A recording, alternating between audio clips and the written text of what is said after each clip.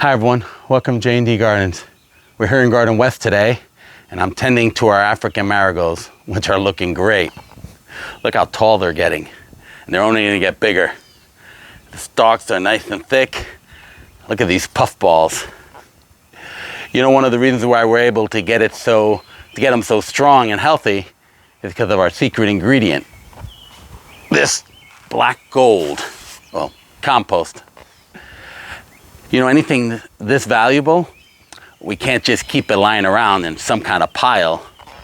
We have to keep it somewhere safe and secure. Would you like to know where we keep it? Yeah? Well, it's gonna take us a little bit to get there. Are you up for a hike?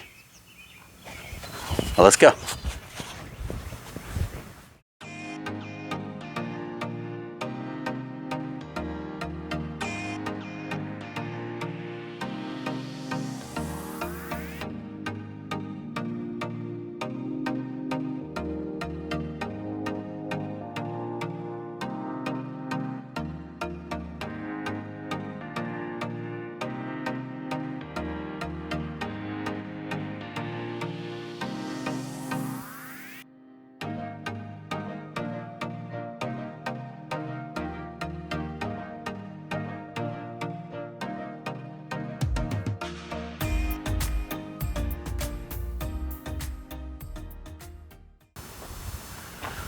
Okay, finally we're here. All right, everyone, welcome to Camp Compost. Did you guys hear something? Could have sworn I just heard something. Huh, maybe it's my imagination. It's pretty secluded out here, so you never know what could be lurking around. But it is a great place for us to keep all our gold. Well, black gold, that is. This is where we get all our compost for J&D Gardens. Let me walk you around. So if you remember if you saw my winter composting video, we used to keep 3 bins of compost, but when we moved everything out here, we decided to add a 4th one for a couple of reasons. One is that we were just making that much compost and we needed the space. And 2, it's always good to try to keep an empty bin, so when you're pulling out the bin that you've already started, you can just transfer everything directly in that bin instead of making a big old mess as you're stirring it. Now, the bins are made out of pallets. They're about 36 inches wide, 42 inches high, and they are lined with chicken wire, which I'll get in close to show you. Now, the chicken wire kind of helps to keep everything from falling through the slats, and it's also very good to circulate air. Now, the front of it is made of wood slats, the gate rather, and it's every 9 inches. So as the pile gets bigger or smaller, you can just keep adding them. It'll go all the way up like that one, and then you pull it out as you need to pull all the compost out. We've also added a lid right here. Let me open that. And that's for a couple of reasons. One is that when it starts raining, we don't want the water to wash everything away. And 2 is it'll help with the critters. Now, once you start adding things like food scraps and everything, you'd be surprised the kind of critters you get here at night or even during the day. Raccoons and groundhogs, and especially rabbits.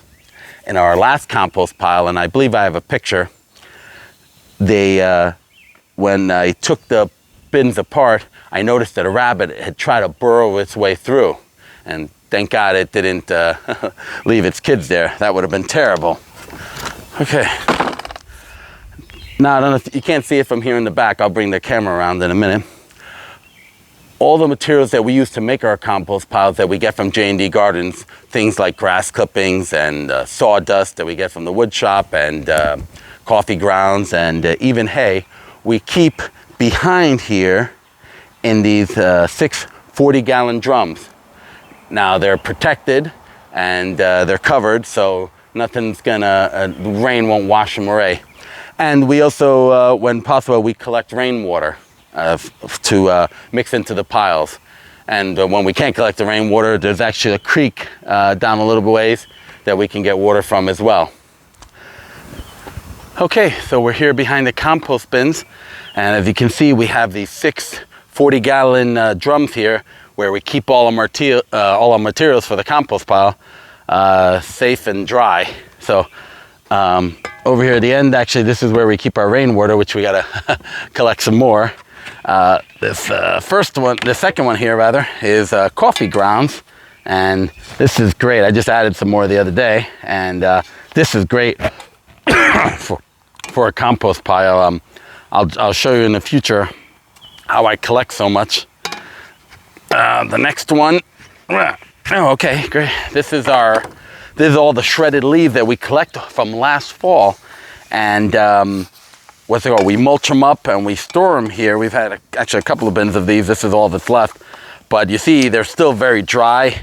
We keep these drums, keep them nice and dry so they don't actually start decomposing in there. And let me see what else we have. Whoa, sawdust. Sawdust is another great thing, and then I make a lot of it when in my workshop. So this is great for the compost pile. This is I believe pine that I have, and you see it's still nice and dry, not matted or anything like that. It's just really loose and fluffy, and that's because these drums keep everything great. And I think, believe it or not, this is coffee as well. I'm trying to remember. Yep, it's just some extra coffee and some more rainwater. Sometimes we actually keep hay bales. We break up the hay bales and we put them in here as well. And we'll actually be doing that pretty soon once we empty one of these others. So let's go around to the pile again. All right, so if you saw our collecting winter composting video, we had made 3 bins worth of compost. Now, we've actually gone through most of that. Actually, what we have left, I have in this bin, let me show you. We've sifted so much of it out and used it all that we're really down to about, I'd say, about half of a bin. Now, this pile is totally gone cold. It's about 50 degrees, and it's all still good stuff, but it's all the leftovers. Like I said, we sifted out so much, it's all the bigger pieces. So I think what we're going to be doing in the upcoming weeks is get a bunch of red wigglers, put them in there, and let them break down the rest of it. So a little under 2 months ago, we had started a couple of new piles. And let me tell you, from the way we break down our materials before we put it in the pile is made all the difference. We're actually able to pull compost out of this already, finished compost. So let me show you. And so we were about 2 piles. Let me put this over here. We're 2 piles. And it looks like it's still doing well. Ah, boy. Actually, let me get my gloves out. This is the part that's going to get really dirty.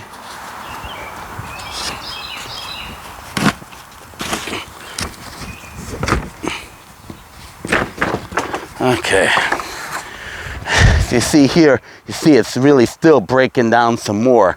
When we're here, we added some more materials, and it's just really kind of going. So this is what's left of the 2. Let me open this up for you.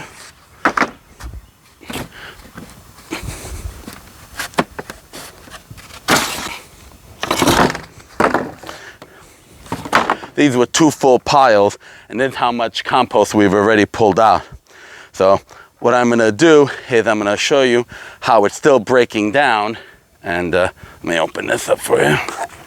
And right now, where are we at? We're at about 150 degrees, so it's pretty hot. And it's still baking. Let me pull out one more slat. I can feel the heat already. Oh boy.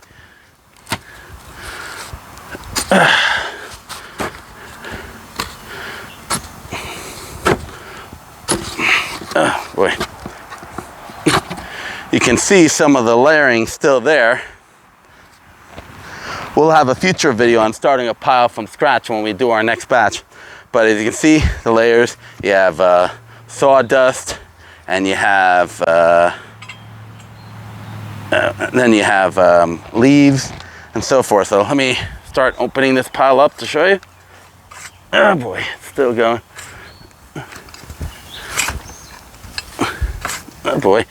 It's still steaming and still breaking down. Oh boy. Ugh. Still pretty hot. There's probably some leftover stuff from the coffee ground. So, see, it's still breaking up. Burnt. What I like to do is, as the pile starts getting hot, when I have things like grass, I like to throw it in the middle so it really burns everything up and it'll kill all the weed seeds. Oh, smoke here. Ooh. But hot. But you can actually smell the earthiness to it, so it's really breaking down well. So now what you can do is from here, you can put it right inside the other bin.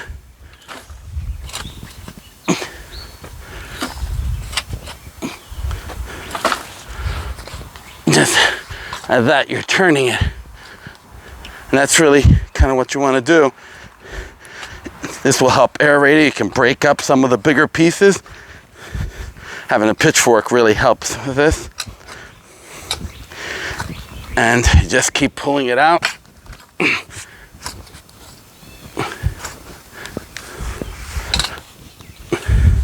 But you can see how hot you can get it.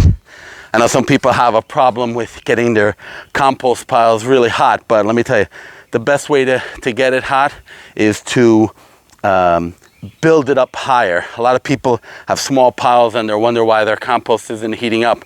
And the reason is because you're not getting it high enough. Instead of mixing into two bins, lower bins, just add on top of the other. And I think I need a shovel for this. Let me grab a shovel. Okay, so you can see, like I said, I was here the other day, and I was adding some more materials in it to keep it in the pile. So you see it's still breaking up. I don't see any traces of, I put a lot of grass in here, so I don't see grass clippings, and I don't see much of that at all, so it's broken out. And the sawdust is actually breaking down nicely too. So, let me move this other way. Okay, all right. So as you can see, having an empty pile right next to it makes life a lot easier. Instead of having a big old mess in the front, you can just transfer everything right over to the next pile. Now remember, when you turn a pile, make sure you add water. It's just going to help the breakdown even more. So I think what I'm going to do is I'm going to get some water for the pile now and finish transferring over. So we hope you enjoyed this introduction. If you did, please leave us a comment. We'd love to hear from you. And be sure to hit like and subscribe. Our goal here will be to show you all the steps and the benefits of composting. And hopefully, before you know it, get you on your way to making your own bins. So keep an eye out for future videos on all things composting. We'll be making them from right here at Camp Compost. There's that sound again.